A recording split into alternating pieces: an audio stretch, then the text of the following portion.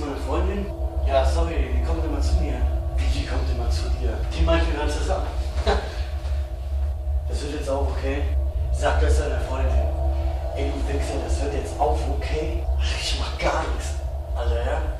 Alter, du wirst dafür bezahlen. Dann wird jetzt zu schießen oder was? Was sagst du jetzt? Hm?